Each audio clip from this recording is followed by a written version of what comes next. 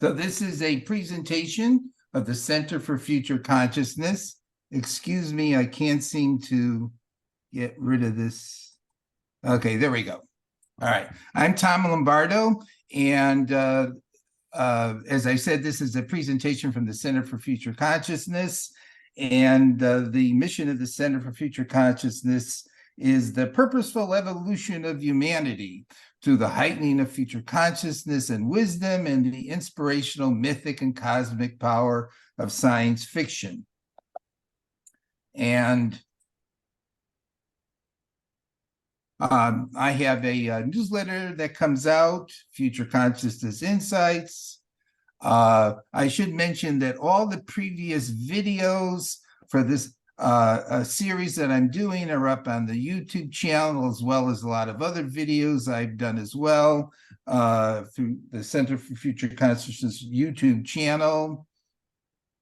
And here's just a quick visual display of the books I've published on future consciousness, on consciousness and psychology, on the study of the future, science fiction. This series, The Evolution of Science Fiction, which is both a webinar and book series, 3 books have been published in the series so far. The plan is that eventually there will be 6 books in the entire series, which are listed up there on the screen. But I wanted to mention that anyone who is interested in getting my latest rendition of a quick overview of the entire history of science fiction, I have a new 2-part article coming out this coming year called Science Fiction Futures, Historical Foundations and Contemporary Developments. If you're interested in that, the article is, I think, about 30 pages long, but it compresses down, at least I attempted to compress down, all of this history that I'm going through within a manageable size. And as I said, all of the previous webinars for the series are up on the YouTube channel, and there's the link. And I think Terry might have put the link up already up on the chat box. Now, today, what I'm going to do is I'm going to talk about the evolution of science fiction in the last decade of the new millennium, and simply focus on TV and cinema. And I've never given a webinar entirely over to TV and cinema. Usually I have most of it dealing with science fiction literature with some additional stuff on science fiction, TV, and cinema. But the last 10 years in science fiction, TV, and cinema, and you may be aware of this, has been a colossal deluge of different cinematic productions and series. And in fact, 2 hours isn't even sufficient time to go through and at least highlight a lot of the significant productions that have come out over the last decade or so. So I'm just focusing today on TV and cinema. Sometime in the fall, I'll do science fiction literature of the last decade as well. I'm going to begin with TV, and then we'll talk about cinema in the second part of the presentation.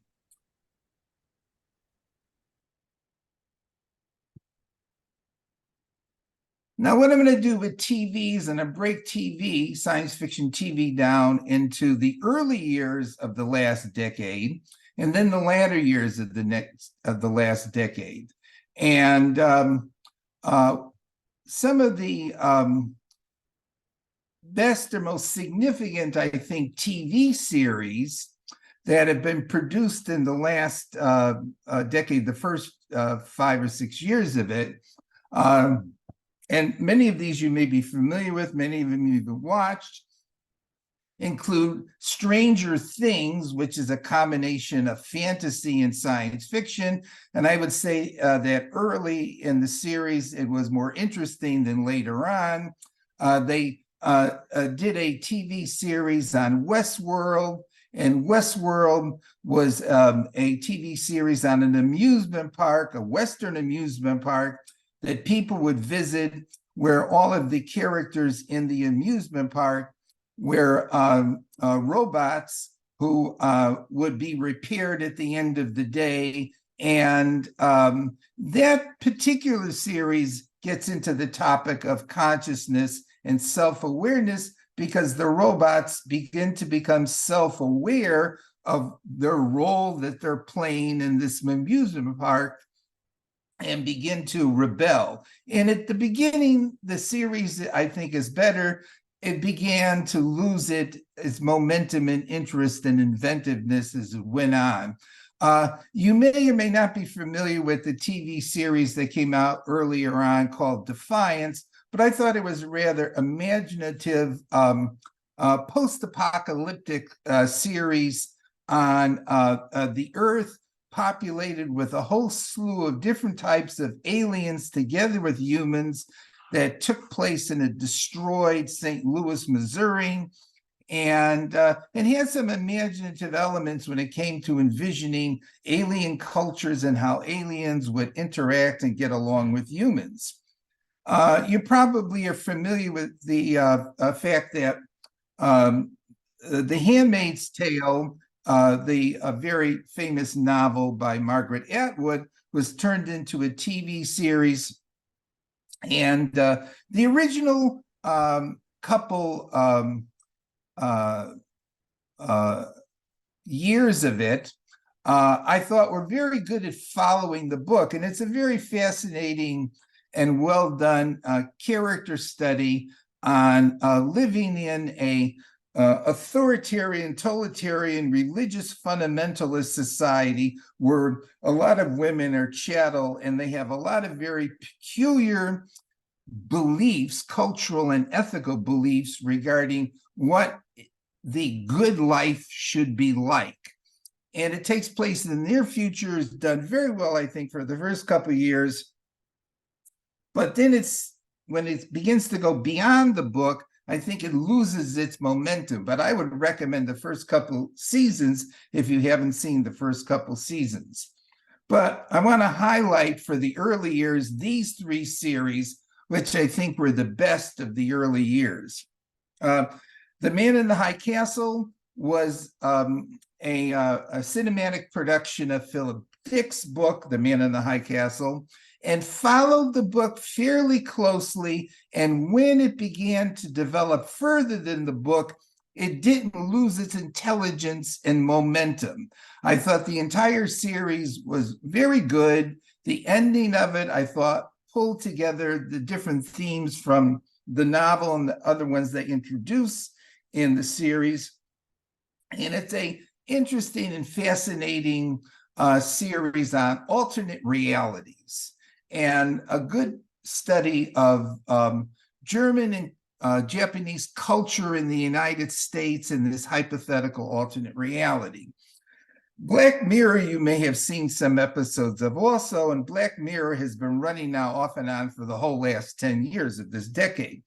Black Mirror is individual episodes, self-contained stories that frequently are very psychologically jolting. They tend to focus on the immediate future or the consequences of technology carried one or two steps further from where we are today. But it's not for the faint of heart.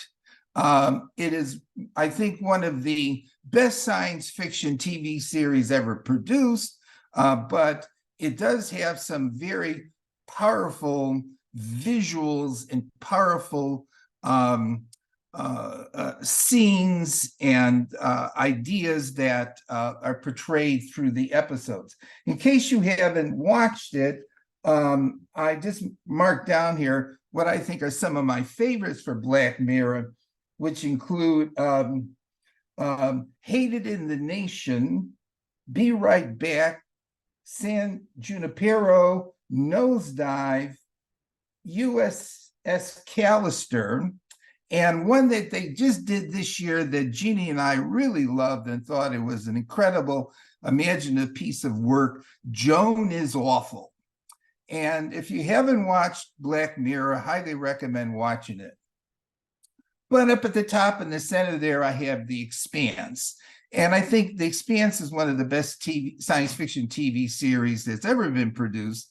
Its special effects transcend anything that was produced on TV before. It provides a very realistic and intricate vision of the future of humanity in the solar system, where cultural and political aspects are brought out significantly so.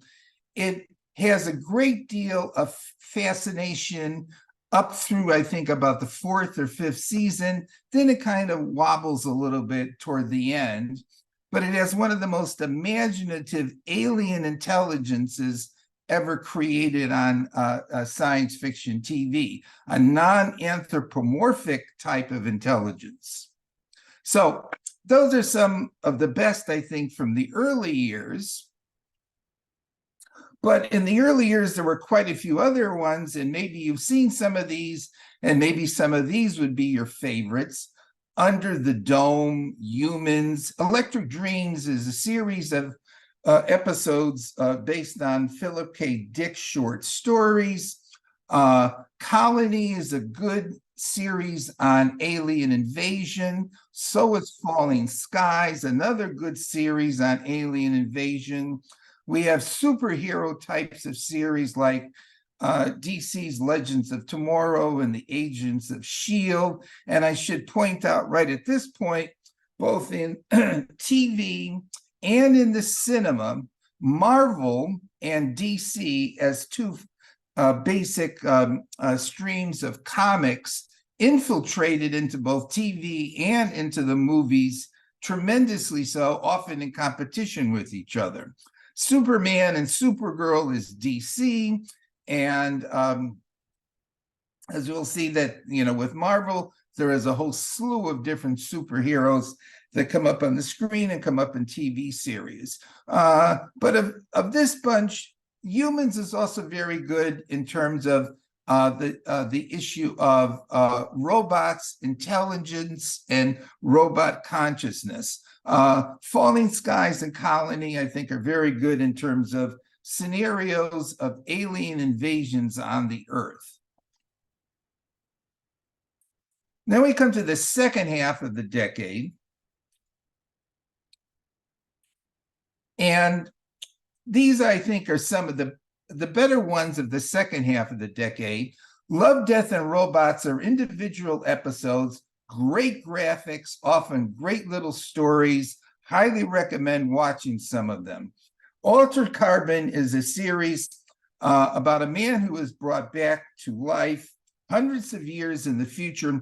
His consciousness is uploaded into a new body. Lots of people thought this was a very good science fiction TV series. And it deals with issues of immortality and issues of the uploading of consciousness into a new biological body. Down in the left-hand corner, first series was very great, The Umbrella Academy, a bunch of really crazy characters moving through time, attempting to stop the end of the world. Devs is a good story if you're interested in quantum physics and mad scientists and an individual who is attempting to raise his dead daughter back to life again. 1899 is a German Netflix series that becomes increasingly incomprehensible as you watch it. It's only one season, but it's very strange and eerie, and it actually pulls itself together at the end. And I'll come back to 1899 in a moment.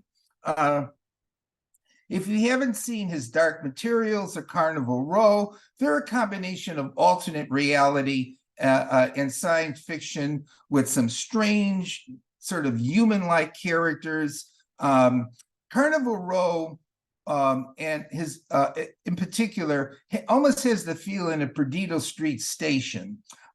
His Dark Materials is, I think, a very good alternate reality with, again, a religious authoritarian government. Years and Years is a recent TV series, only one season so far, that extrapolates in the immediate 10 to 15-year future. And I've noticed that people on the futurist email list particularly like this one. And I think it has a pretty good conclusion or ending to it. So if you want to see some rather humanistic, character-driven, intelligent extrapolation based on current trends for the next 10 years, Years and Years is pretty good. But I'd have to say that the two best of the second half of the last decade, the two best TV series, were Watchmen, which is a continuation of the movie, but now centering on a set of African American or Black characters. And I thought that aside from being an intelligent extrapolation of the original story, this is the best science fiction series and maybe the best science fiction cinematic production ever done on the Black experience. And it takes place both in the past and in the present, and deals with a lot of interesting social cultural issues, but has a crazy science fiction element to it. So I would highly recommend it. It came out on HBO. But the last one up here I have is Dark. And if you haven't seen Dark, Dark is a series that I always recommend to everybody. There are people that will say that Dark is the best time travel cinematic production ever done, both TV and cinema. It takes place in Germany. The characters in it are all neurotic and psychopathological. And it involves characters moving through time and ending up interweaving together with each other, becoming fathers and daughters and husbands of each other in strange and perverted ways, all being manipulated by some set of characters that have discovered time travel. And it throws in alternate realities on top of it all.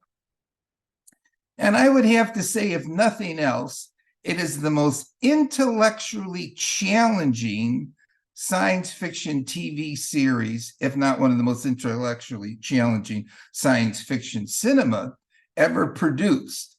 To sit there, you have to focus and watch it as these characters move around through time and manipulate each other's destinies. And it gets into the whole idea of destiny. It gets into the whole notion of, if you could move through time, do we have free will, moving backwards and forwards? And is produced by the same people who produced 1899. 1899 actually came after Dark. But Dark is unquestionably one of the most striking cinematic, science fiction cinematic productions ever done. And again, it is dark. It is very dark psychologically, atmospherically, and it actually pulls itself together at the end, which I was wondering if they were going to be able to do it, because it compounds mystery upon mystery upon mystery upon mystery. And then in the end, they're able to pull it off and pull it together in 3 seasons. So in case you haven't seen it, time travel, psychopathology, the issue of destiny and identity and free will and alternate realities all wound together into a mentally exhausting series to watch, but just great. Very, very good. There are a lot of other TV series produced, and I just wanted to, in the second half of the decade, and I just wanted to highlight out the fact that both Star Trek and Star Wars produced as far as I'm aware, 3 series each during the last 6, 7, 8 years. Star Trek Discovery, where we have a younger Mr. Spock, who turns out to be brothers to the central character, who is the captain of the Starship Discovery. And this series moves 1,000 years out into the future. I think it's got a lot of technological gimmickry in it, where problems are solved because someone comes up with some technological solution at the end. Picard, which is a continuation of Star Trek The Next Generation. And by the time you enter the 3rd season, all the characters from The Next Generation reappear, Data, including the Borg and the Borg Queen. And then, if you're familiar with the Star Trek series, Captain Pike, who was the captain of the Enterprise before Captain Kirk, ends up with his own series now, Strange New Worlds. I think the 2nd season of Picard is the most interesting season among this collage here. On the other hand, Star Wars produced 3 spinoffs. The Mandalorian, which a lot of people really liked. I thought it was pretty good. I thought the Book of Boba Fett, which is a more interesting central character, was a better series. And then Obi-Wan Kenobi, which takes place in the period after Obi-Wan Kenobi duels it out with Anakin Skywalker before we get to the second triad of Star Wars movies. And I think that they're pretty good, somewhat interesting. Like I said, I think Boba Fett was the best of the 3. So Star Wars and Star Trek both continue to be very visible presence on TV during the last decade. But there's also been a lot of other ones. Actually, this image I have up here of the dueling or fighting polar bears is from His Dark Materials. But I found the polar bears in His Dark Materials with their armor and their intelligence and their society rather interesting. There's been a lot of other ones in the last 5, 6 years. Kindred was another novel made into a TV series by Octavia Butler. Loki, who was a character in the Thor series, ended up with his own TV series. They started to do a TV series on Isaac Asimov's Foundation, but began to change the story significantly. They redid Lost in Space, and even though the special effects are good, the story is still about the same level of intelligence as the original Lost in Space. I wanted to highlight, though, as one TV series here, The Silent Sea, which is a 1 season a series that was produced in South Korea. And something we're going to see in TV and cinema is a lot of stuff is starting to come out of Asia and out of Europe. I mentioned Dark, which came out of Germany. So America is not dominating the science fiction cinematic scene. And The Silent Sea takes place on the moon and is a pretty good, interesting, technologically infused, but also very psychological series. And just recently, a post-apocalyptic series, The Tribes of Europa, came out, which I think is a very good vision of humanity after the world falls apart. One final one that I'll mention on this screen right now is that William Gibson's book, The Peripheral, was made into a TV series. And I thought it was pretty good. After a few episodes, though, which often happens, the series begins to lose momentum and interest. But it's a fascinating picture of the relatively near future with time travel of conscious minds moving through time. It's worth watching if you want to get a sense of a Gibson novel turned into a TV series. So all things considered, I'd say it's pretty good, but it hasn't been one of the best of the last 5 or 10 years. Now, the image up there, sic mundus creatus est, means thus the world was created. And that's the door in dark that when you open it, you move into a different time. And that's part of the mystery of the whole series. But I thought it was a pretty good image. But science fiction themes in TV series, and I just put up this list of looking over the TV series, the kinds of things that these TV series have dealt with. Black Mirror definitely got into satires and dark commentaries on contemporary times, but so did Years and Years. So various TV series have done that. Near and Far Future, mixing together science fiction and fantasy, space operas, Star Wars and Star Trek, and The Expanse. So we got lots of space operas, lots of aliens, alternate and virtual realities, computer technologies, dystopian and authoritarian societies like The Handmaid's Tale, lots of robots, lots of monsters, gender, sex, race discrimination. I'm particularly thinking of Watchmen, but other ones besides. We have lots of superheroes, not as many as in the movies. The movies has more, but there are superheroes and supervillains.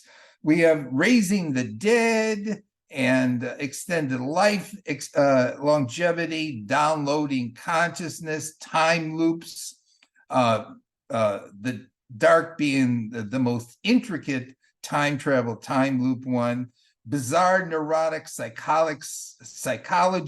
You see that in Black Mirror for sure, and also in Dark, and human and social evolution, and repeatedly the destruction of civilization, a common theme in science fiction in the future.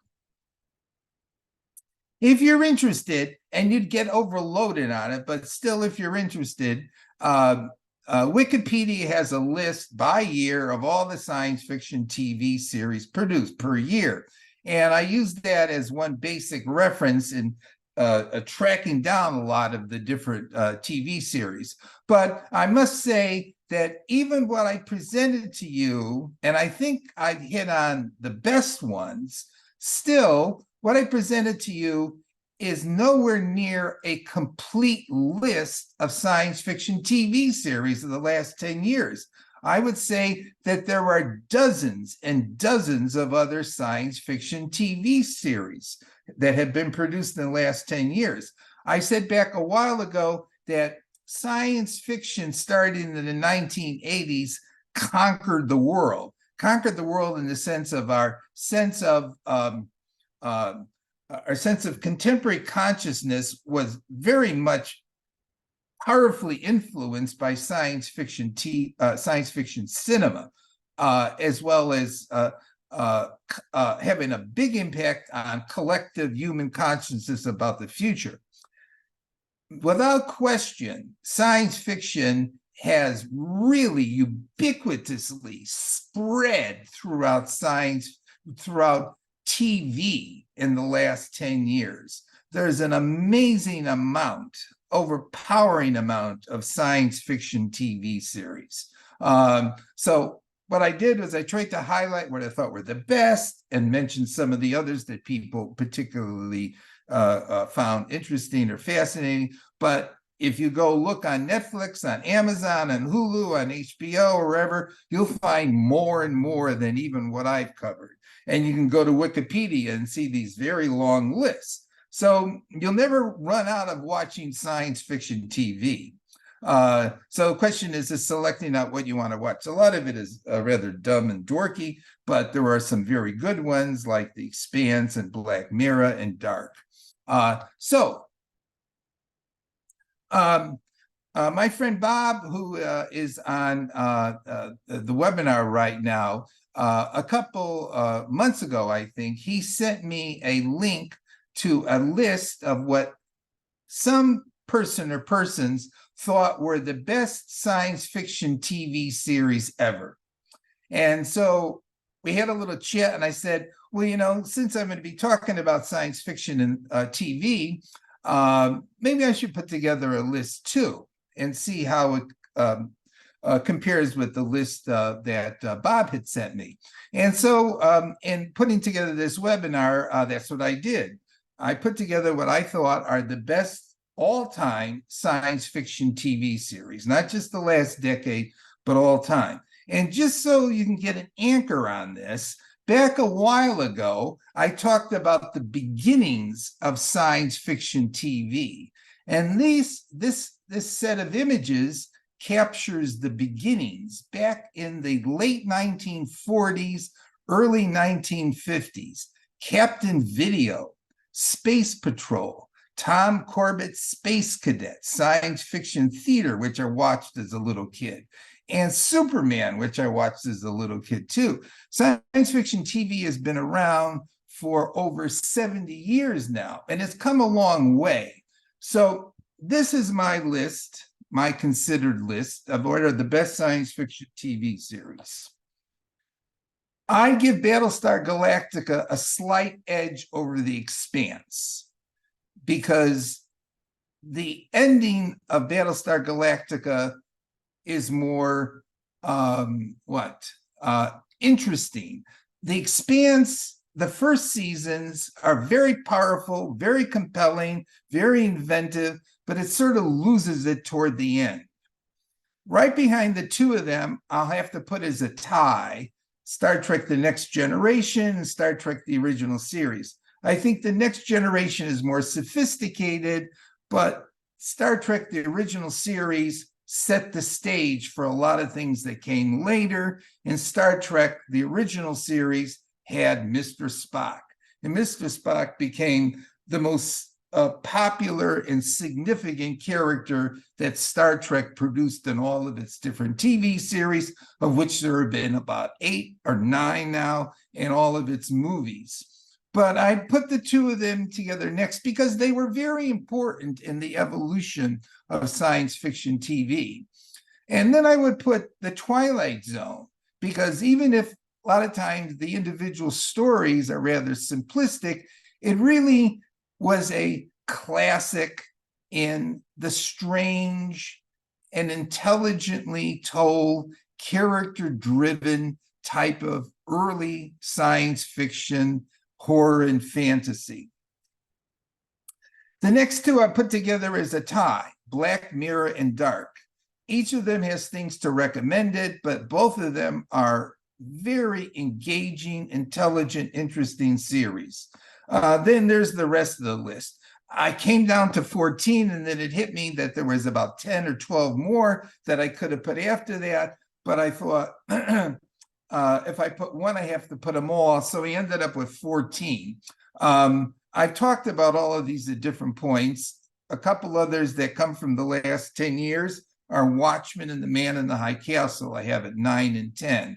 But this is my considered list, and I'll probably develop it further. I talked quite a bit about Battlestar Galactica in one or two previous webinars, and I still think I'd give it a slight edge over The Expanse, but both of them are very, very good as TV space operas with lots of interesting themes and very cosmic and philosophical, lots of very fascinating characters, plus good special effects, especially in The Expanse. And I should also mention just one last thing as I'm looking at the list.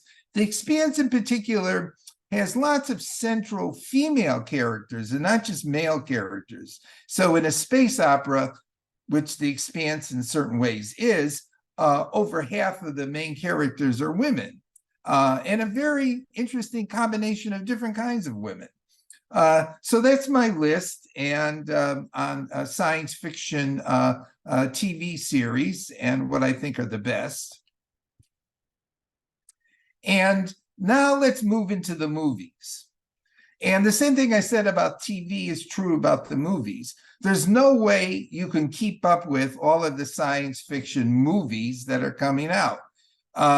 I saturate myself watching these things and often watch them more than once to get a better sense of it. But I'm going to try to give you my highlights of the last actually 12 years. I'm going to stop at 2022. I'm not going to do the last year because this year is only half over. And the other day I saw that they have a new second installment on Wandering Earth, which is 2.5 hours long, almost 3 hours long, and I didn't have a chance to watch it. But that just came out this year. I'll talk about Wandering Earth in a little bit here. But let's start into the last decade. The way I'm going to do this is I'm going to do it year by year, highlighting out the movies for each year and main themes. So I'm going to go back to 2011 to begin with, and put up here a good sampling of the movies for each particular year. If you just look up there for the moment, you'll see that there was an X-Men movie, X-Men First Class, and there's been a slew of X-Men movies over the last decade, even running back before the last decade.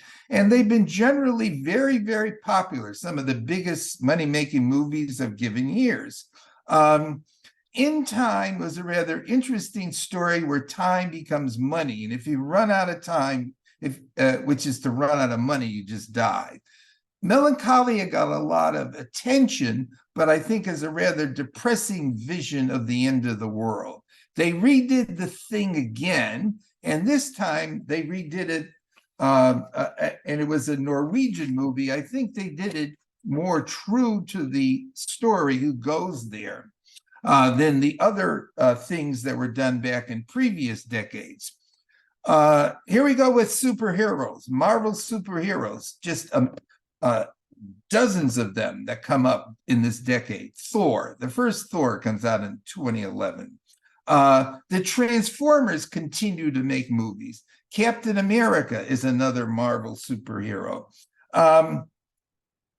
The Adjustment Bureau is a fascinating allegory on God and on a kind of archetypal conspiracy theory vision of reality. And if you haven't seen that one, that's a good one to watch, as well as The Source Code, which I have down there on the other side of the screen. There was a good epidemic movie made back in the 2011, Contagion. Real Steel is an interesting and comical movie on fighting robots. So we got some robots up here. We have the Transformers, which is going to continue to make movies over this decade. And we have Real Steel.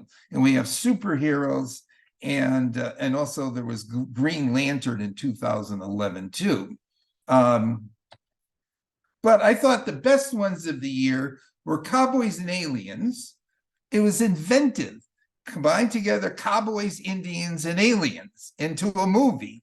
And the two main characters, played by Daniel Craig and Harrison Ford, are both very good. And one of the other central characters is a woman alien who is a kind of a mixture of mythology and of a super advanced, intelligent being. So I thought the movie came off very good. Super 8, which is a Spielberg movie, I thought was very good in terms of the alien that was envisioned in that movie as well, with a bunch of kids thrown in. Limitless is a high-octane version of the theme. What would happen if you got enhanced brain power? And they do a very good job in this movie with Bradley Cooper and Robert De Niro in envisioning if there was some drug that would enhance your brain power tremendously. And then there was the first of 3 of the Planet of the Apes new versions, which I think are just as good, if not better than the originals, beginning with Rise of the Planet of the Apes. And the jump that this movie achieves over previous Planet of the Apes is that special effects have evolved more now in the last decade, such that a very realistic, sympathetic, and convincing Caesar is thrown up on the screen, beginning as a baby chimp. And in this case here, this movie deals with the question of how did intelligent, non-human primates gain control of the Earth as it's envisioned in the original movie series. And this is a very good movie, very convincing a picture of an ape, a chimp in particular, becoming more intelligent than any other non-human apes on the planet, and growing up, and how that happens and what happens to him, so that he ends up starting this new civilization emerging, a non-human but primate form of intelligence. And again, Caesar is very sympathetic, very convincing as a special effects generated character. And this series is going to continue, but I thought this was an excellent redo of the Planet of the Apes a series, which has been going on now since the 1980s with Charlton Heston. So let's move to 2012. Again, lots of science fiction movies came out in 2012. We had a new Spider-Man. They took a kids' board game, Battleship, and turned it into a movie in the movie Battleship. I'm looking for something here, and okay, excuse me. Upside Down is about two worlds that are upside down relative to each other. It's an imaginative theme, but it's a bit silly. But I put it up there anyway. It came out that year. But moving up a step, in 2012, they redid Total Recall, and I thought the redo of it, Arnold Schwarzenegger had played in it back in the 1990s. I thought the redo was pretty good. Good special effects, good characters. And in case you don't remember, this is about a story about a man who has his memories manipulated, and he thinks he's somebody different than he actually is. And it's based on Philip K. Dick's short story, We Can Remember For You Wholesale. Prometheus had all the potential to be one of the all-time great science fiction movies, had a lot of interesting features to it, good special effects. Let's journey to another world where we're going to find the origins of humanity. And we have a very fascinating android in the central role. And then it sort of mixes up with the Alien series and themes in there. And by the time it's all over, it sort of lost it a little bit, but I still think it's very powerful. It's got, again, very good special effects. They took Edgar Rice Burroughs, The Princess of Mars, and they turned it into a movie. Walt Disney did, John Carter. It didn't get very good reviews, but I thought it was a very vivid version of the Barsoom series. The Hunger Games started up, which turned into a whole series. Authoritarian government, a society of the haves and the have-nots, and a very sympathetic, identifiable central character played by Jennifer Lawrence in a game of survival that is entertainment for the socially elite.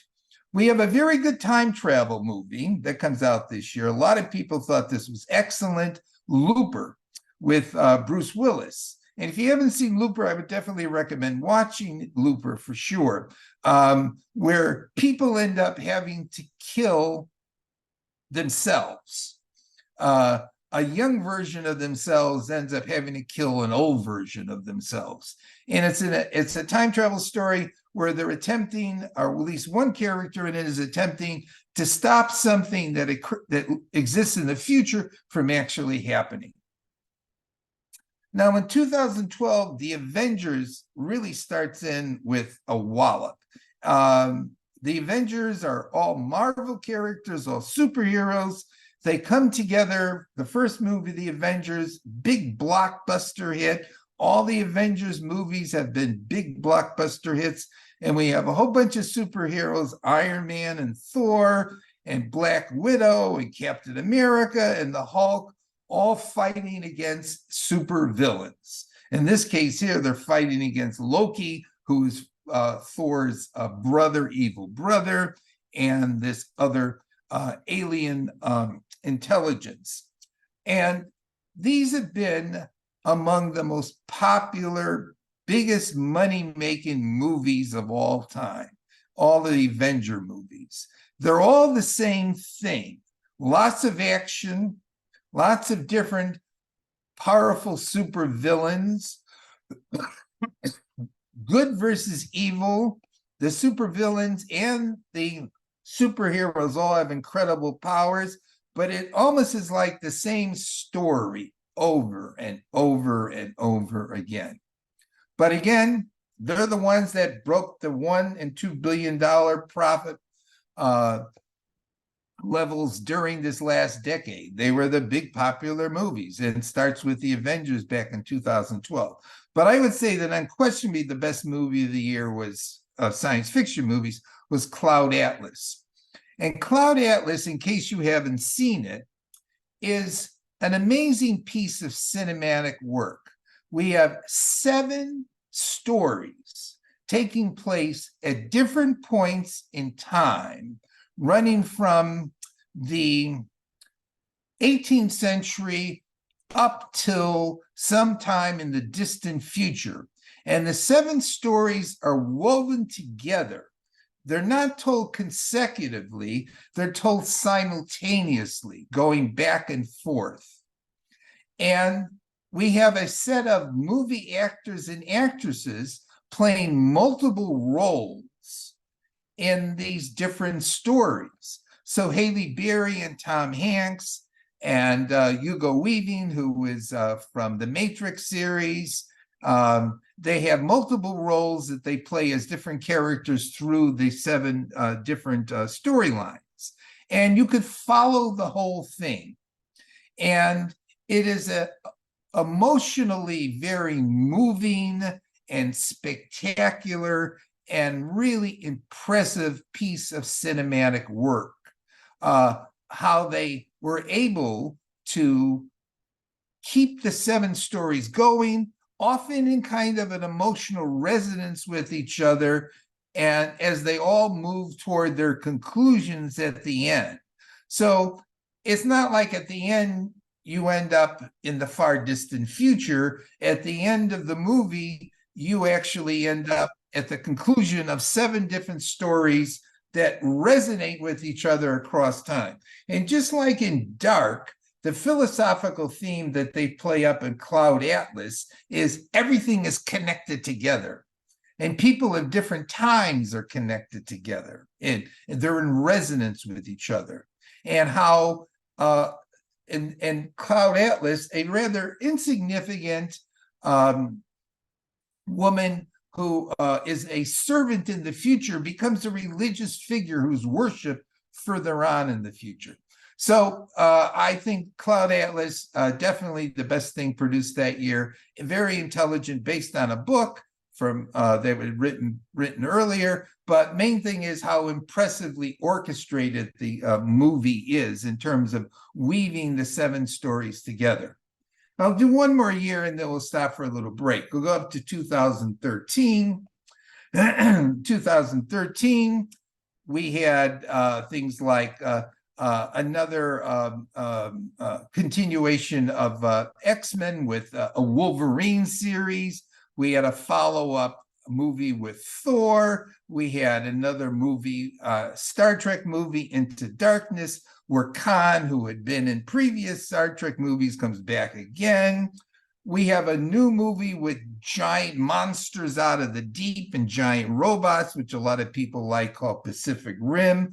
We have end of the world stories, movies like This Is the End and The World's End, which are comical. Superman comes back again, Man of Steel. The story is told all over again. We get another Iron Man, Iron Man 3, a story about the near future where the reality that the central character believes in, Tom Cruise in Oblivion, that reality is not the true reality and everything's being manipulated by aliens. And if you're interested in quantum physics, we have Coherence, which is a strange and spooky novel, excuse me, movie about a group of people in a house where a comet goes by and one or more of them leave the house and discover that there's a duplicate house with all the same characters living in it as well. And they try to tie this in quantum physics. And then we have a zombie apocalyptic movie, World War Z, with Brad Pitt. So those are some of the movies. But I think a notch above, we have The Machine, which is a good artificial intelligence movie, artificial intelligence robot story, where the creator falls in love with what he creates, a woman android. We have another one where the human falls in love with an artificial intelligence, in this case, disembodied in her, which a lot of people liked and I thought was rather sappy and stupid, but still it was a very popular movie where you fall in love with a voice on the screen and you go on vacation and you try to have virtual sex with this woman because the character in the story played by Joaquin Phoenix has trouble interacting with regular human beings and he has less trouble interacting with a voice in his machine. Interestingly, another thing that starts to become apparent in 2013 is Scarlett Johansson becomes a significant actress through a whole slew of science fiction movies of the last decade. She plays the voice in her, she plays Black Widow in the whole Avengers series, and she does a very interesting job in Under the Skin, which is a dark and mysterious movie about this apparently alien seductress who pulls men into having sex with her and then kills them. And the movie got very good reviews, was not very popular, but if you want to see something that's kind of not really a superhero, kind of mysterious and strange, Under the Skin was very good. And then we have Elysium, this is another with Matt Damon, which is another movie about have and have-nots in the future where most of humanity has very little, and on the other hand, there's a rich elite who tries to control everything and has most of the benefits of society, most of the money. Up a step from there, very inventive, imaginative, Snowpiercer. The world goes frozen. We screw up the environment. All of humanity lives on one giant train, which keeps going around and around the globe. And on this train are all of these individual cars, which have all different kinds of strange realities in them. And it's about a man who attempts with his associates in the back car to move all the way to the front car and gain control of the train and gain control of the man who built the train. And it's a very unique and different movie. Also unique and very realistic. A lot of people in science fiction really like this movie, The Europa Report, which takes place on the moon Europa, one of the moons of Jupiter, where the humans are attempting to determine if there is intelligent life underneath the frozen sea of Europa. And it's done very realistic. It's got a really great ending to it. And people that are in science fiction or people who are a scientific bent will say it's a very realistic kind of outer space story and about alien intelligence in outer space. But I think the two best of the year, both of which are very popular, were Gravity, Sandra Bullock, a story of survival in outer space, where you're the only one in a space capsule, and somehow you have to figure out how you're going to survive and live when the space station is smashed. and then the cinematic version of Orson Scott Card's Ender's Game, which I thought, in spite of the fact that some people thought it wasn't that good compared to the novel, I still thought was a very good movie. They took out a lot from the novel, but they still included a sufficient amount for a lot of the main themes of the novel to come through. And it's a wisdom narrative, as I've said, Ender's Game, and it's a story about, in this case, a movie about training a young male to become the leader of a military armada bent on obliterating a presumed alien threat that was supposedly invading our solar system, with a twisting ending to it. And in the end, what appeared to be the case was not the case. And Ender's Game, of course, in the novel series, continues into later novels. But they did the Ender's Game here as a movie, the first novel, and I thought it was very good, all things considered, equal to Gravity. And Gravity did get a lot of positive reviews for that given year. So this is a good point to do a little stop sharing.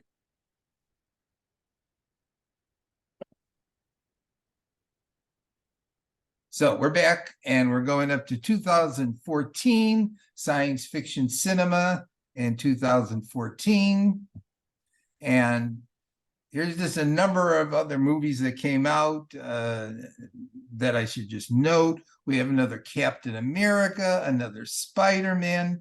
Johnny Depp gets into it with Transcendence, which is another movie about the enhancement and downloading of consciousness into computers, machines, the internet, with some nanotechnology thrown in. Hunger Games continues.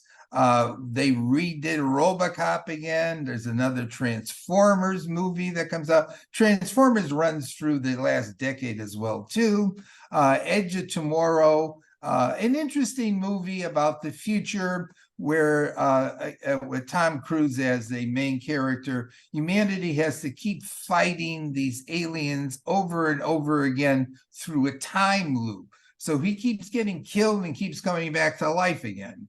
I think that a good robot artificial intelligence movie, rather understated during this year, was Automata, which is about a bleak future where robots are becoming more increasingly self-conscious and wanting to be independent, with Antonio Banderas playing a very subdued and gritty character in the future, trying to help or save these autonomous robots who are emerging in our future. If you haven't seen that one, I'd recommend watching it. It's very atmospheric and it's got some good qualities to it. Then Godzilla comes back again. Godzilla keeps coming back. Every couple of years, we get a new Godzilla. This, in fact, the new one where Godzilla has to fight some new monsters is the 30th Godzilla movie now that has been produced since the 1950s. We have another X-Men that comes out, Days of Future Past, which involves some time travel that goes on in it as well. But we had 5, I think, very good movies come out that year that I'm putting up all together. Marvel superheroes, but strange and bizarre assortment of characters. Guardians of the Galaxy, very colorful movie, very action-packed, lots of good futuristic space scenes in it, and strange characters, including a talking tree. This kind of thing may not be your cup of tea, but I think they did a very good job with the first Guardians of Galaxy for something inventive and different. The second, Planet of the Apes, came out, Dawn of Planet of the Apes, and the apes have now developed their own isolated village, and humanity has declined due to the a virus that was unleashed on humanity at the end of the previous episode. And it's just as compelling, if not more so, than the first one. Again, Caesar is very impressive, a very philosophical chimp thinking about the destiny, future of his species. Scarlett Johansson comes back again in Lucy, and Lucy is a human who has been given this medical treatment where her brain has malfunctioned at full capacity and she's out of control. It's a little bit silly, but at the same time, it's an interesting treatment of techno-enhanced future humanity. One of the more highly lauded movies, science fiction movies of the year, Interstellar, space travel, trying to find a new habitable world. We've wrecked the Earth. In the end, we have to dive into a black hole where we encounter future humans who would help us to manipulate time in a circle. And it has lots of good elements, good special effects. Presumably, it was significantly assessed by various physicists, scientific experts in the vision of the black hole and traveling into one. But in fact, in this story, the central character, Matthew McConaughey, does go into a black hole, which presumably would shred you to pieces long before you got into the middle of it. But it's a powerful movie in lots of kind of ways. I have to thank Leslie, though, because I had never seen Predestination, which came out this year, 2014. And Predestination is a cinematic adaptation of Robert Heinlein's time travel story, All You Zombies. Predestination is very good with time looping, as the story is. They could have perhaps not added the new elements they did to the movie that weren't in the story, but I don't think the movie suffered by Hollywood attempting to have its little stamp on it. But still, along with Dark, and Dark in a different kind of way, in my mind, this is the best time travel movie of the last decade. And the character, woman, who plays this central character, Sarah Snook, does an incredible job of portraying both a man and a woman in the movie. And I did talk about All Zombies before, which is considered a classic science fiction story in time travel. And the thing to grasp in the movie, as well as in the story, is the character in the movie turns out to be his own father, mother, and daughter. He holds himself up in time with no heritage going back any further. He self-creates himself. And if you haven't seen it, highly recommend watching it. It's another one of those mentally twisting, but done very well, time travel stories. Now, coming to 2015, we have a new Star Wars series coming out now. Yeah, I'm up to 2015, right? Yes, is that where I am? Yeah, excuse me. I was just checking my mind there for a second. Okay, with The Force Awakens, episode 7, depending on how you want to count. I thought it was entirely derivative off of the first Star Wars that came out back in the late 70s, but it was a big blockbuster of a movie. And in fact, I think I wrote down in my notes, just want to check on this, that at that time, it was the most expensive movie ever made. $450 million to make the movie. It grossed a lot more, but still, it grossed 2 billion, but it was an extremely expensive movie to make. And I didn't think it had anything thematically in it that they didn't sort of pull off of the original one. And Han Solo and Princess Leia come back, and we have a new central character who emerges, who is a woman, as opposed to in the original ones we had Luke and Anakin.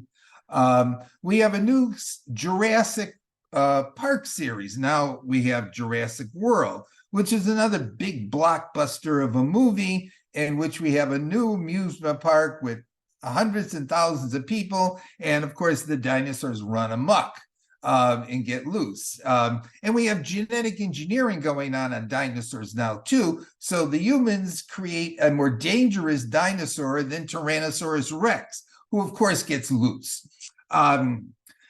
Jupiter Ascending is worth watching for its special effects.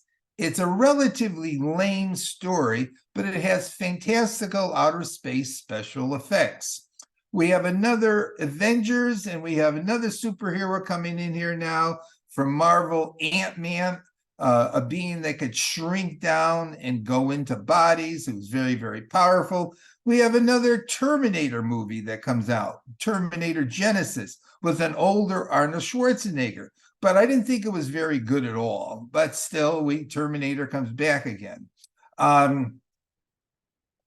Then two other ones that moving up in terms of quality. Chappie, about a robot in the future who becomes self-conscious.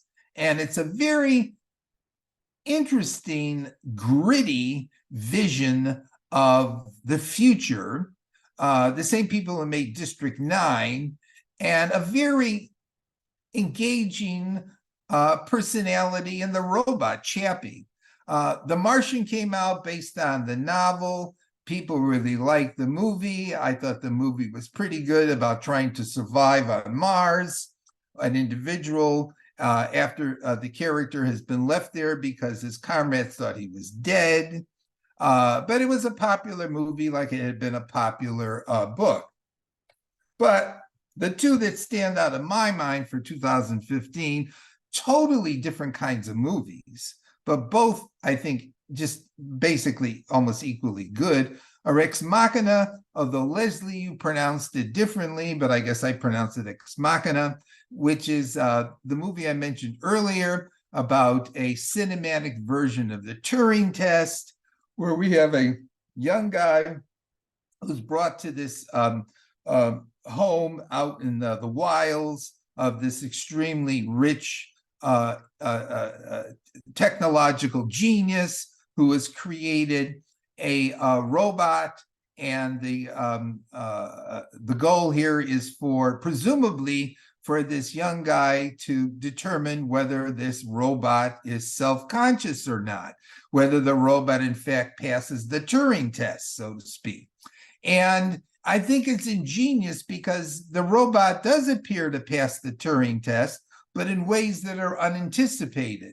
So you got to watch the movie to see how this robot thinks or appears to be thinking, and how the robot actually manipulates the humans in it in the end, and in a sense does pass some kind of notion of the Turing test in the movie. But she's a very compelling actress, very compelling figure.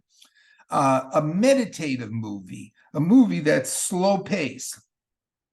On the other hand, in terms of high octane, Mad Max Fury Road, I think is the best of the Mad Max movies ever.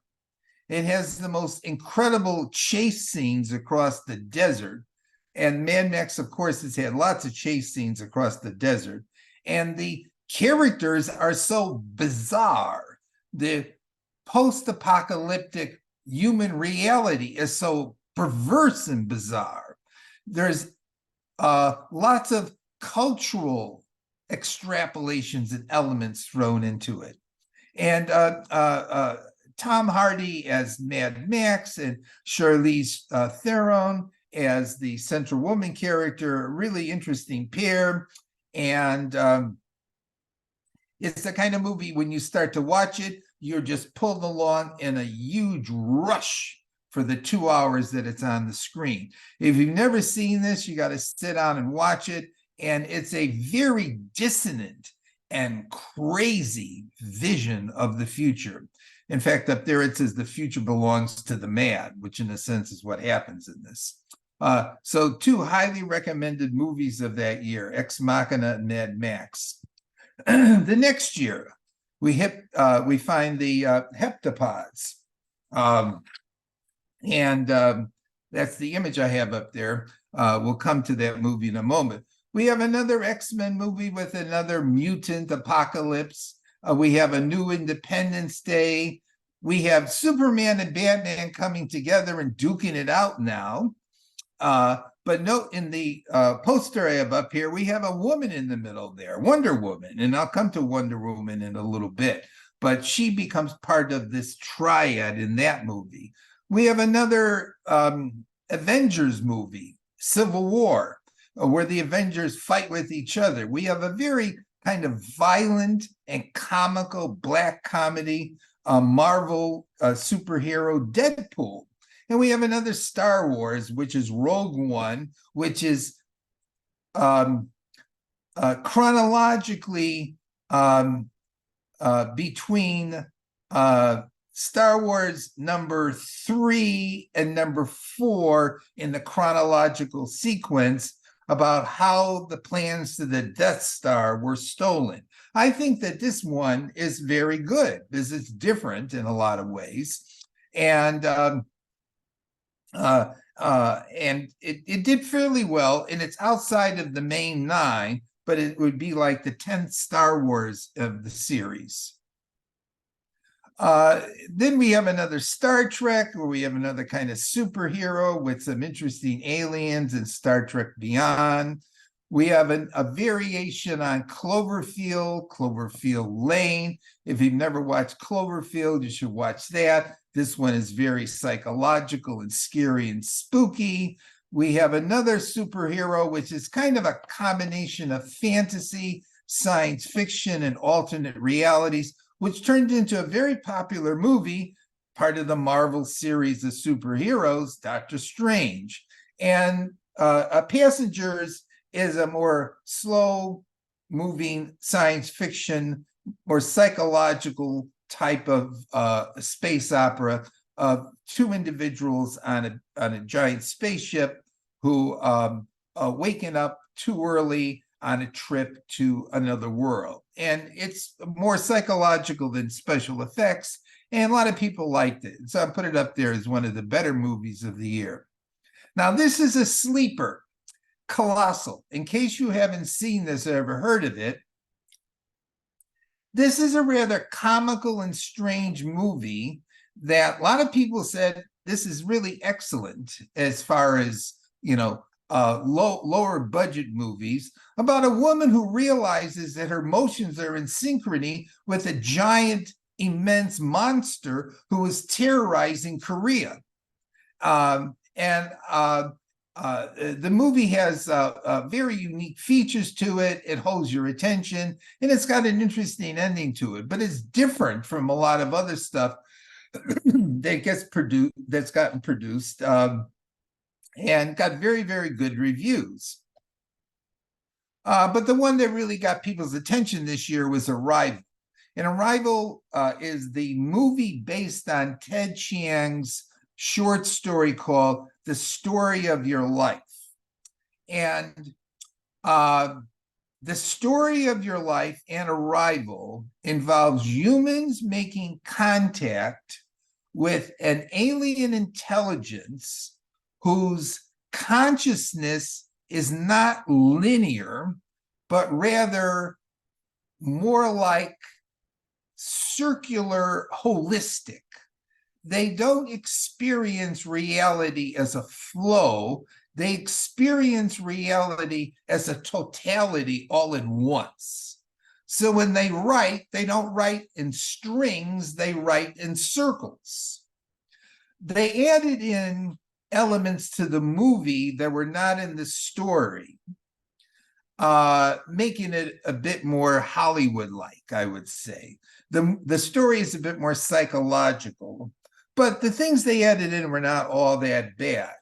But it is an effort in science fiction with Ten Chiang, who I'm going to talk about in the next webinar series when I talk about science fiction literature of the last 10 years, an effort to try to conceptualize an alien intelligence that is fundamentally different than the kind of intelligence we possess. In this case here, a circular, holistic kind of consciousness as opposed to a linear consciousness. And how do we communicate with it? Okay. And the movie came off pretty good. So if you haven't seen Arrival, definitely worth watching. 2017. Lots of stuff. Another Wolverine, another Alien, another Guardians of the Galaxy, another Thor, another Transformers, another Superman, another Planet of the Apes, a spooky, terrifying outer space drama, Life, and a commentary on our social media and the power of corporations, contemporary corporations, The Circle, and Beyond Skyline, which is another alien invasion movie. Basically not much different than lots of other things, but did get pretty good reviews. We got another Star Wars, and now we got another one of the King Kong series coming up. Now, King Kong technically is not science fiction, but I thought the movie was pretty good, so I just put it up here anyway. It came out in 2017, and Kong again comes off as a sympathetic character, and worth watching if you haven't seen it. And there's some strange other monsters in it too, which has sort of a Godzilla feeling to it, the whole thing. And as I mentioned, there was another Star Wars that came out, in this case here, The Last Jedi. And we have these two central characters. If you haven't seen the new Star Wars series, the central woman and Kylo Ren, who are in a love-hate relationship with each other and duel it out several times through the different movies, and representing the forces of good and evil. Although Kylo Ren is sort of ambivalent about whether he wants to be evil or good through the series, and lots of special effects, big budget, made tons of money, and continues the Star Wars series, of course. But I thought these were the four best of the year. Valerian and the City of a Thousand Planets has a spectacular opening scene of an alien world with alien beings that is very emotionally and aesthetically striking and inventive. The two central characters are rather campy, but then we move to the City of a Thousand Planets, which is an amazing conglomeration of different beings and different structures floating in space. So there's lots of imagination in this movie. The characters leave something to be desired, but the whole impact of the movie is very powerful. They redid Blade Runner. Lots of people thought this new version, Blade Runner 2049, was equal to, if not better than the original. I still think the original is better. This movie takes up where the original left off, where we have a new Blade Runner who is trying to track down whether or not he, in fact, is a artificially constructed being, and has to look for his history while this new nefarious supervillain high-tech character is trying to find a way to make artificial intelligences that can reproduce. And Harrison Ford, who played the original Blade Runner, is back in this. Hans Zimmer's musical score is great, definitely a plus to this movie. Lots of great special effects. The movie moves a little slow, and the central character is not so interesting as Harrison Ford was in the original, but still, it's worth watching, and definitely a high-quality science fiction movie. Now, Wonder Woman this year, 2017, was the movie that won the Hugo for Best Science Fiction Movie of the Year. And I thought it was going to win, and in fact, it did win, because Wonder Woman, who is a princess of the Amazons, gets drawn into World War I, attempting to prevent it, believing that World War I is being orchestrated by the ancient god of war, Ares. And she is fantastic in this movie. And you watch how she develops as a warrior in the series of events that go on. She's a very compelling character, very interesting character, done really well. And definitely one of the better superhero movies, I think, produced over the decade. And then finally, here we go again. Scarlett Johansson's back again in another science fiction movie, in this case, Ghost in the Shell. And Ghost in the Shell is a cyberpunk science fiction movie, and a very good cyberpunk science fiction movie. She is a warrior whose mind and intelligence has been implanted into a new body, been given a story about her origins, which turns out to be a lie, has to deal with a diffuse artificial intelligence which is spread across the globe. And the scenes are spectacular. Her adversaries are numerous, and who turns out to be good and who isn't good is left up in the air.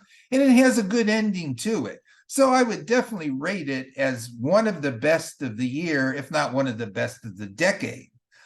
Very compelling, very visually striking, very psychological, and lots of interesting scenes in Scarlett Johansson, who becomes the dominant woman actress of science fiction of the last 10 years. She just kept getting all these different roles. Now, move up to 2018. All right.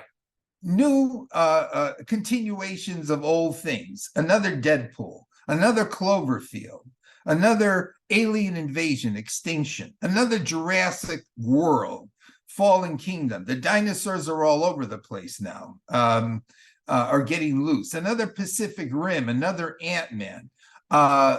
The Titan is a story about an individual who is biologically and genetically changed into a person who could survive on the moon Titan, which is a moon of Saturn.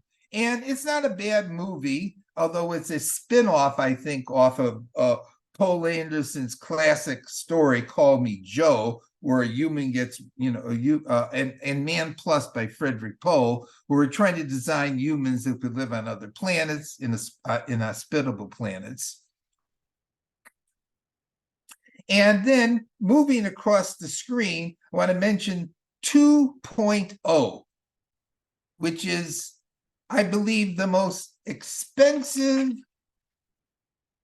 Just want to double check before I say something that's not. The most expensive movie ever made in India up to that point in time.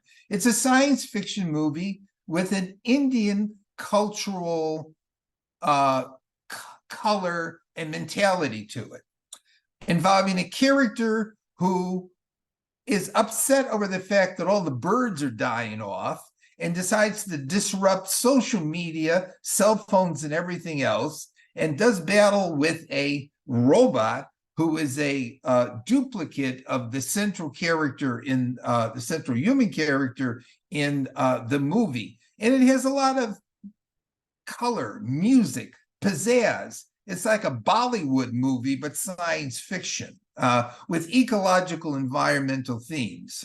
And it's either on Netflix or on Amazon. And to get a perspective on how Asian Indian culture would create a science fiction spectacular, this is a good one to watch for something different. The Avengers keep going and the battles keep getting bigger, okay? And the Infinity War, according to my notes here, is the first superhero movie to gross over $2 billion. And they have a supervillain in here, Thanos, who's out to destroy the universe, literally. And all of the Marvel characters, including Black Panther, get into the fight, okay? And so does Thor, and so do Guardians of the Galaxy. These just turn into bigger and bigger battles with more and more special effects and bigger and more meaner and almost unstoppable villains. The same year they did Jeff Vandermeer's novel Annihilation as a movie. The novel won the Nebula as best novel of the year. The movie I found disappointing. The novel is very psychological, mysterious. Natalie Portman plays the central character in the movie. And basically the theme is there's this mysterious area in Florida which begins to expand and begins to change the biology and the feel inside of it. And nobody could figure it out and what it is. And we have some kind of alien force at work here. Be that as it may, I didn't think the movie was anywhere near as good as the novel, and I'll talk about the novel during the next webinar. But got a lot of attention, it's got good special effects. Black Panther came out that year as well, too, and Black Panther was very good at creating an alternative, high-tech, futurist-like society with a lot of African culture and color to it. And it has lots of superhero themes in it. We have the good guys, we have the bad guys, we have a central superhero, Black Panther, who has to fight evil, but it has a unique color to it. And it's not going to be the only one that comes out over the next few years. And finally, I'll mention a sleeper down here on the right-hand side, Anira, which takes place over a period of 5 million years about a spaceship with a number of inhabitants on it that are going to resettle on another planet, and an asteroid or comet hits the ship, knocks it off course, no one could save it, and it begins to drift farther and farther and farther out into outer space. And you watch how the society of people on that spaceship slowly, progressively degenerate into extinction. It's a really good movie. And I think it's Swedish, by the way. So we're getting things out of Europe, too, that are coming into science fiction cinema. But I think the two best ones of the year, different kinds of movies, Ready Player One, which was a novel also, and Ready Player One, a lot of it takes place in a virtual reality game in which the central characters, all of whom are young people, have avatars in this virtual reality because the world sucks and everybody lives in virtual reality now because virtual reality is a lot more colorful and exciting than our deprived world that we're actually in. And they're involved in a contest to find an egg somewhere in this virtual reality by which they will end up gaining great riches. But visually, it's very striking. I think the characters are very good. It's very imaginative. A totally different kind of imaginative movie that takes place in the more distant future is Mortal Engines. And Mortal Engines is about a future Earth in which all of the most of human civilization has disappeared, and the globe is pretty much ruled by these giant mobile cities which plod along across the surface of the earth, And a lot of the action takes place in London, which now is a mobile city in the future. And it's an inventive idea.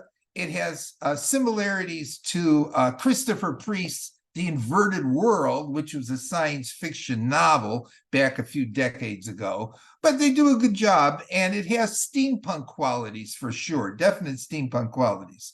So I would rate it, equal in a lot of ways to Ready Player One for that year. Okay, so up to 2019 now.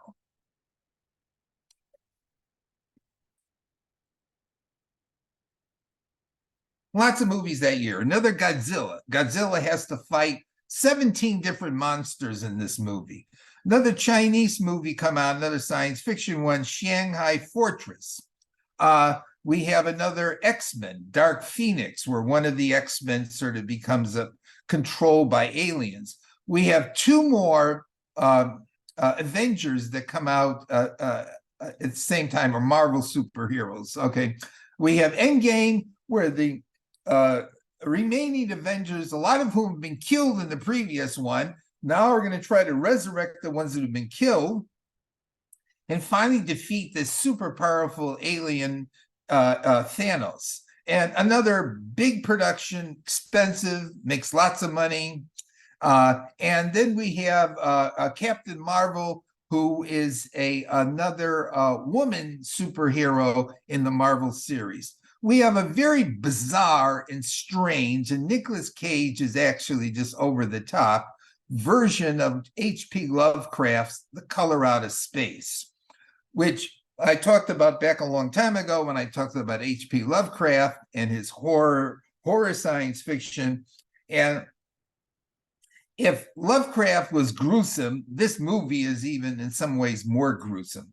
And it's worth watching, if nothing else, to see how bizarre and crazy Nicolas Cage could be as an actor on the screen. Now, back a few slides ago, I forgot to mention Iron Sky. And there was a first one that came out a few years earlier, and the second one that came out in 2019.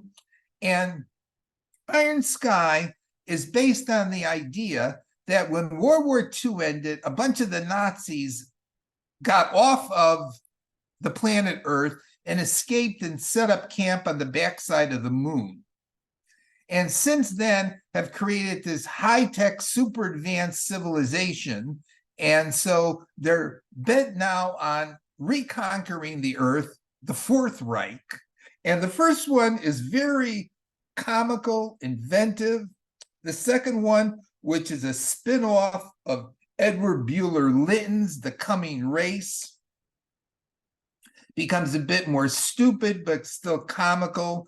But at least I'd recommend watching the first one, because the first one is very inventive, an inventive scenario that the Nazis did not get wiped out and they're really up there on the moon and we just don't know it.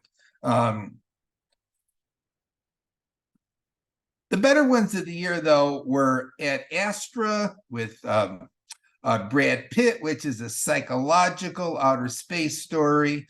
The conclusion of the Star Wars 10-film series, The Rise of Skywalker, where we find out that Emperor Palpatine did not die at the end of the 6th movie, but actually still exists as some kind of virtual reality being and has to be confronted and defeated again.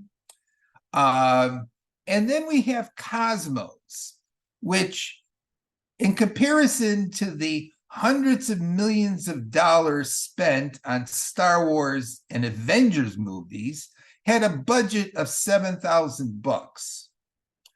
And it's a very engaging story about first contact with aliens.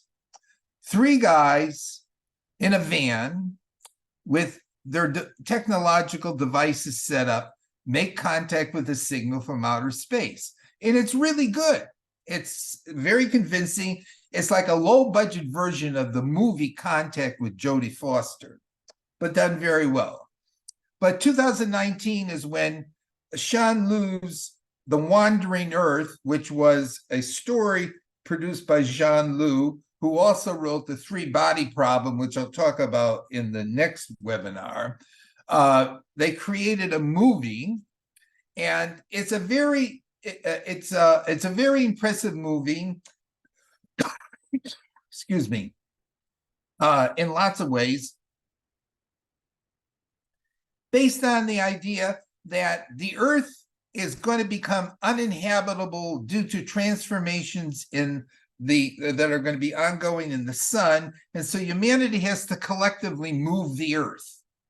We have to move it, and so humanity builds all these giant engines and jets across the surface of the Earth, and we start to move the Earth out of the solar system, back out further. It is very visually striking. It is exceedingly optimistic about the capacities of humanity to deal with big problems and somehow figure out how to solve them. All the central characters are Chinese, produced in China, except for one guy who is European or American and sort of dorky through the whole thing, says something about how they think of us, and is all things considered, a very good science fiction movie. I should mention that there's a new one out now, 2023 Part 2, which I haven't watched yet. And also this coming year, Netflix, I think, is going to start the series on The Three Body Problem by Jean Liu, which is where he first became famous in the West. So China's having a big impact on science fiction cinema, on science fiction literature, and this is a good one to watch to get a feel for how they think of things, how they visualize things, and they do a very good job in terms of special effects, scenes, characters, themes, and with this optimistic undercurrent.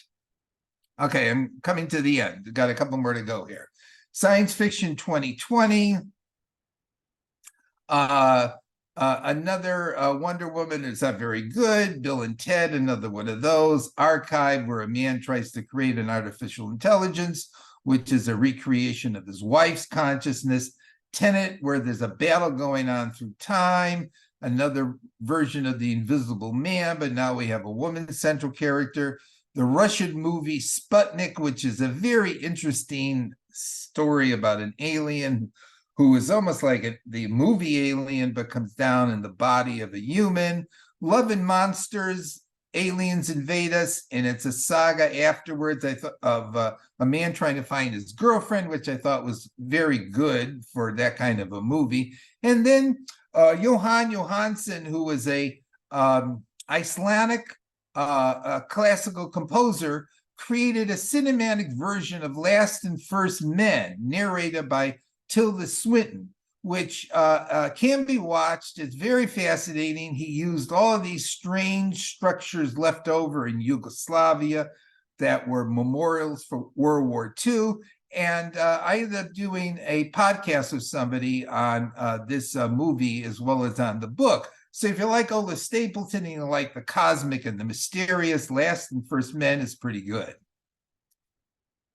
2021. We have another Spider-Man, another Godzilla and King Kong together, another Avengers with Black Widow, Space Sweepers, which is a Korean space opera with a very interesting robot. We got another group of superheroes who are supervillains and crazy from the comics called the Suicide Squad, which is a redo of one that was done before. We got another Matrix. Chaos Walking, though, is pretty good, something different, where all the men can see each other's and hear each other's thoughts, but the women can't, okay? And it creates an interesting psychology. Takes place on another planet, which has some kind of strange effect on people's minds, in particular the males. They do a good job of trying to portray how people would interact with each other if they could hear what each other was thinking.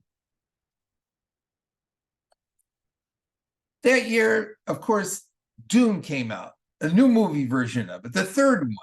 I found it boring, blah, flat, and disappointing, and was given Academy Awards for that movie, but it ended right in the middle of the story. And I still think the earlier 1980s version was better. If you haven't seen it, of course, you could watch it because it was a big production and it made a good deal of money.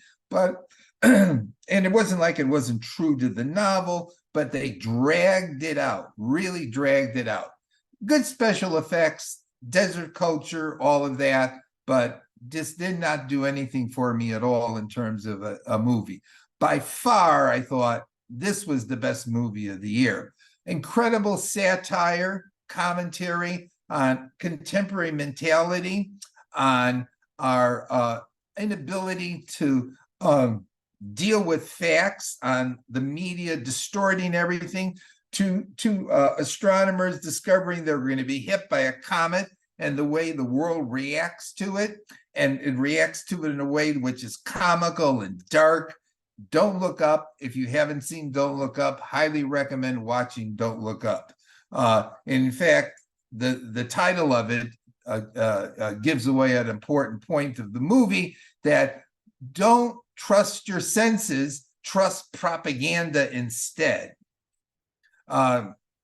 Excellent. 2022.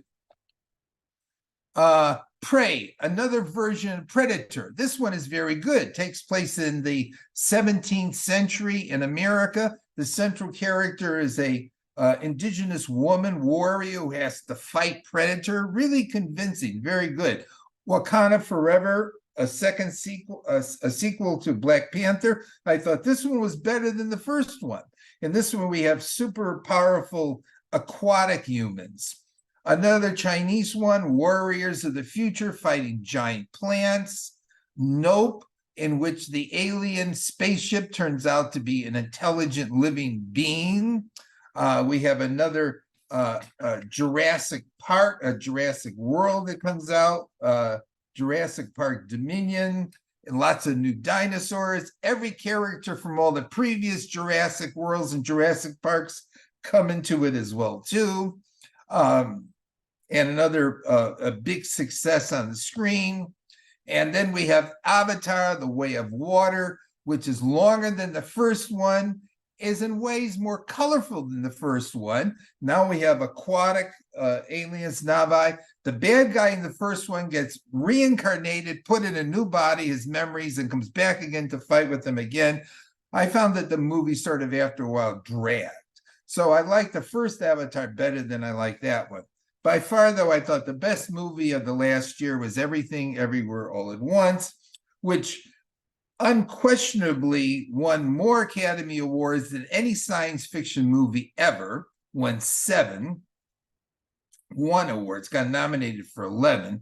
And according to Wikipedia, this movie is the most awarded movie ever of any genre. Has won awards across the board. Deals with the multiverse, deals with the multiverse becoming unsettled. It deals with a Chinese family where the mother, who plays the central character, has to come to some kind of psychological resolution and peace with her daughter, and along with Cloud Atlas, embodies an incredible level of cinematic orchestration. The way this movie jumps around and somehow holds itself together is really impressive. Now, you could dispute the physics behind the movie of moving between multiple universes, and that's what goes on in this, and the character moving between multiple selves, versions of herself in multiple universes, but the movie has this amazing visual wallop to it, psychological wallop to it. And I would definitely say it was, the best movie of the year. Now, just quickly, I know I'm 10 minutes over. Science fiction themes in the cinema of the last 12 years. I wrote up there everything across all realities, space, time, and mind. A lot of the same themes that we saw in science fiction TV, time loops, time travel, Lots of superheroes, though, and supervillains. Lots of Marvel and DC movies. Lots of women heroines, though. Giant monsters, resurrected dinosaurs, lots of aliens, alternate realities, lots of space operas, including continuations of Star Wars and Star Trek, evolution of humanity, either through downloading consciousness, human longevity, immortality, enhancing the body, getting a new body, getting back into the issues of free will and destiny and what is the self, alternate realities and virtual realities, a lot of the same themes that were there in TV science fiction. So, and up here, if you want to go look at all the science fiction movies, according to Wikipedia every May, you could spend about a week doing that, looking at their lists.